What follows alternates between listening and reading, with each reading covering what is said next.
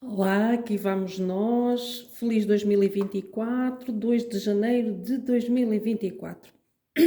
Perdão, aqui vamos nós às notícias. O ano muda, mas as políticas continuam, as notícias também.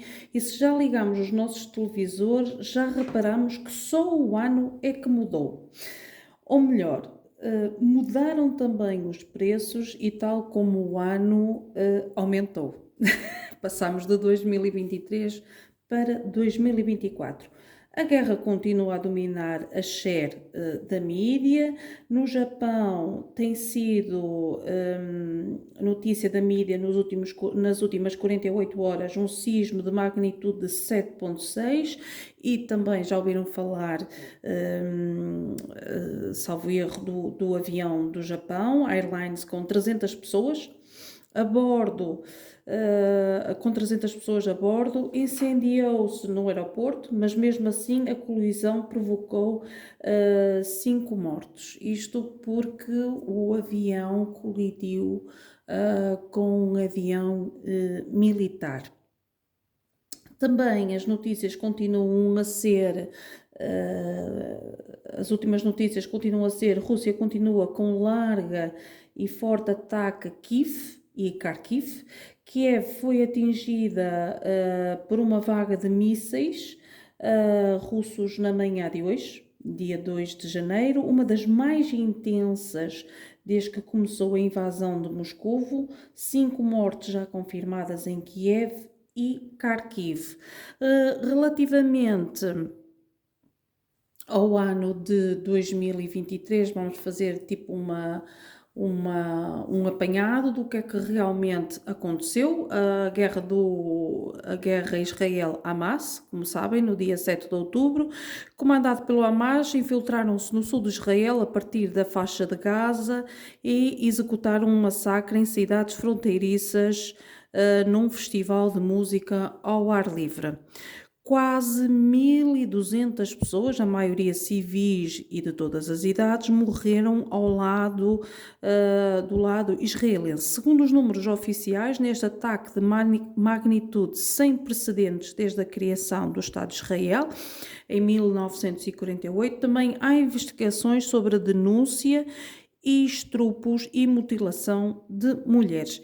Isto começa uma guerra a 7 de outubro. Ela já se tinha iniciado há muito, muito, muito tempo, como todos nós sabemos, mas no dia 7 de outubro ela intensificou-se, dado a este bruto atentado.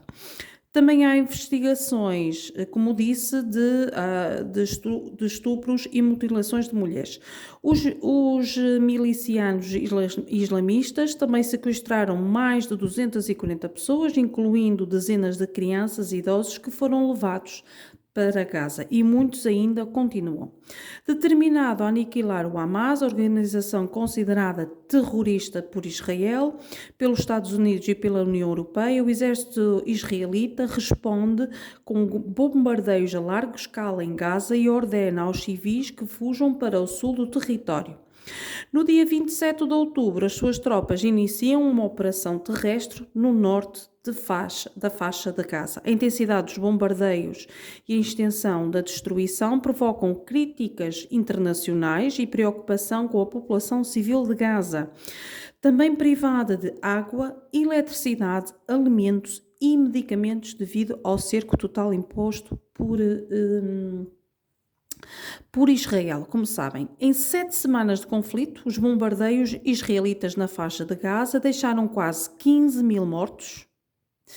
Segundo o Ministério da Saúde do Hamas, mais de 2/3, 2,4 milhões de habitantes foram deslocados, segundo a ONU. Segundo as notícias, as últimas notícias, estão mais de 21 mil mortos na faixa de Gaza. A ajuda humanitária aumentou no dia 24 de novembro, com a aplicação de uma trégua de 4 dias, prorrogada por 48 horas, segundo o Hamas e o Qatar, embora ainda seja insuficiente, segundo as agências da ONU. O acordo permitiu a libertação de 50 reféns e 150 palestinos presos em Israel. Além deste acordo, outros 19 reféns, a maioria trabalhadores estrangeiros, foram libertados pelo Hamas. Como sabem, também 2023 foi marcado pelo retorno de Lula, o presidente do Brasil. O veterano Luiz Inácio Lula da Silva voltou ao poder no 1º de janeiro de 2023, prometendo colocar o Brasil de volta, um cenário internacional e unir seus mais de 200 milhões de habitantes em seu terceiro mandato como presidente, depois de derrotar Jair Bolsonaro, que era o antigo presidente que ficou como presidente do Brasil 2019-2022. Mas a tarefa de reconstruir a maior nação sul-americana após 4 anos de crises institucionais e retrocessos nas políticas ambientais foi rapidamente abalada no dia 8 de janeiro, quando milhares de apoiadores de Bolsonaro invadiram o Palácio do Planalto, o Congresso Nacional e a sede do Supremo Tribunal Federal, destruindo imóveis e obras de arte e clamando em vão por uma intervenção militar para destruir Lula do cargo. O Supremo Tribunal Federal respondeu com firmeza ao motim, pelo que cerca de 100 das mais de 1000 pessoas que foram detidas ainda permanecem presas.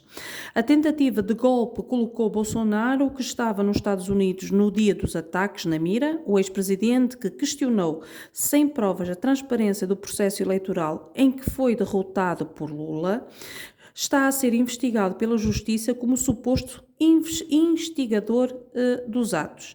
Se bem se lembram, este tipo de situação aconteceu nos Estados Unidos da América. Aliás, muita comunicação social mostrou que é uma situação muito parecida àquela que aconteceu no dia 6 de janeiro, quando o Biden ia tomar posse nos Estados Unidos. Em junho, Bolsonaro recebeu uma condenação administrativa por abuso do poder político que o deixou impossibilitado de participar das eleições durante 8 anos, ou seja, está automaticamente fora das próximas eleições presidenciais de 2026. Também 2023 ficou marcado pela difícil contraofensiva da Ucrânia. Em janeiro, o exército russo reforçou com mais 300 mil reservistas e apoiado pelos paramilitares do grupo Wagner, passa ao ataque particularmente na área de Donbass, no leste da Ucrânia.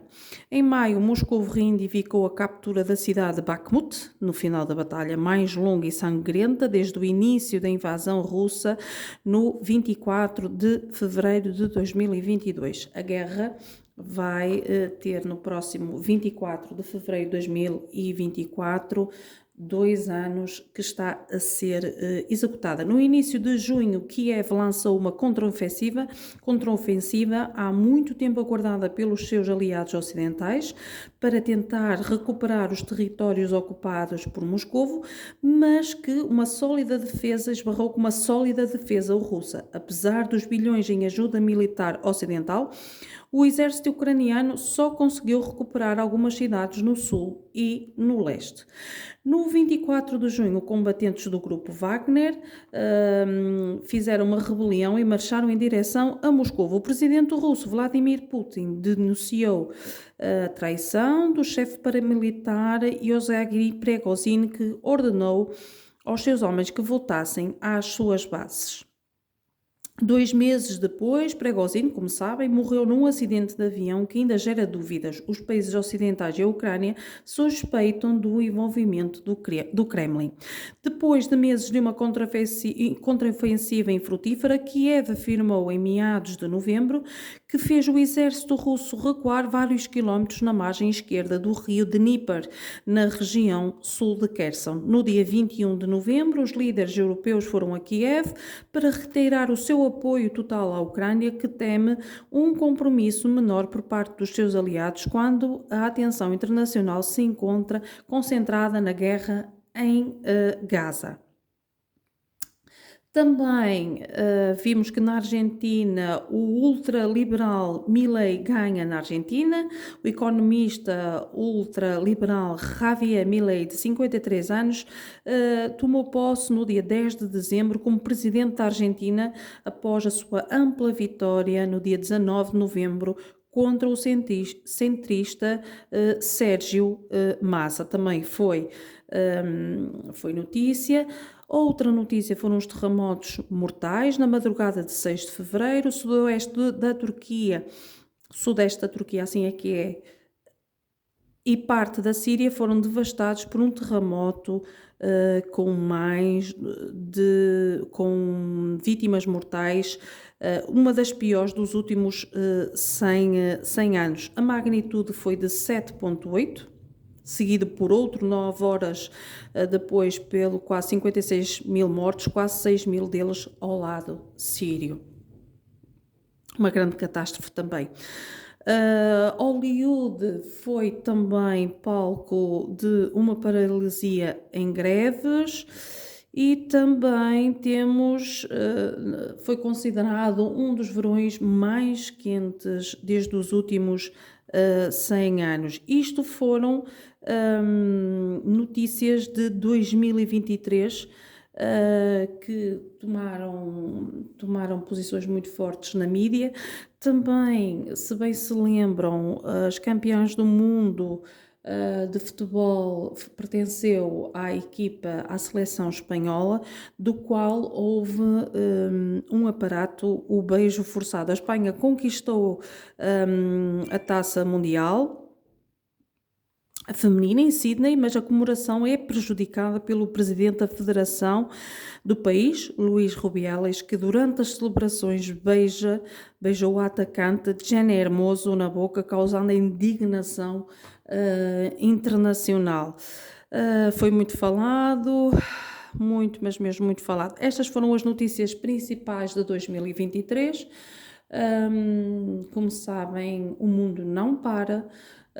E continuamos com mais e mais notícias. Continuação do bom ano 2024, esperemos que melhor, mas já não começa da melhor forma. Muito obrigada e até amanhã.